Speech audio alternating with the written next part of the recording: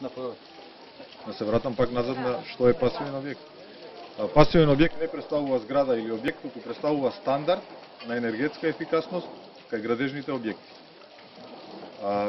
Пасивен објект може да биде секој објект, значи може да биде и деловен простор, може да биде стамбен колективен објект, може да биде и индивидуална куќа, меѓутоа може да биде и индустријски капацитет дефиниран како објект со стандард пасивна куќа.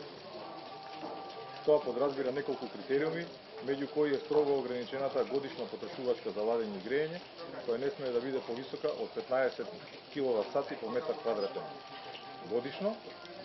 Второто ограничување е воздухонепропустливоста на објектот, која е исто така дефинирана.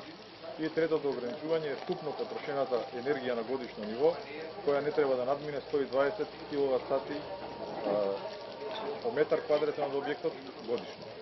Убаво е да се каже дека најчесто при изградбата на ваквите објекти овие максимално дозволени вредности не се достигнуваат, посебно кај колективните згради кои што може да бидат и половина од дозволените.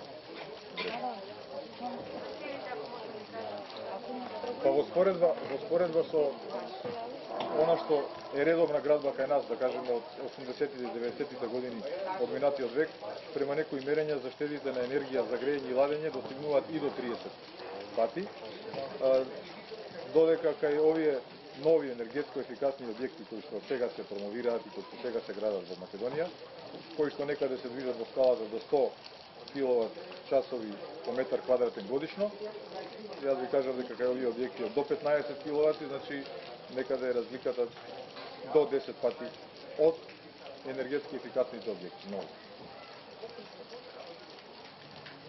Цената кај пасивниот објект сега вака не можеме да дефинираме, во најголема мерка зависи од барањата на инвеститорот, како и секој друг објект, значи што тој бара и што очекува.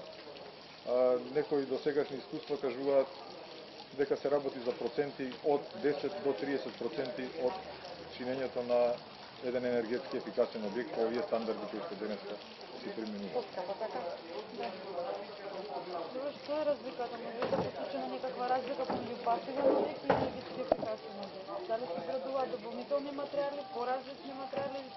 Да, се работи за високо ниво на енергетски ефикасен објект.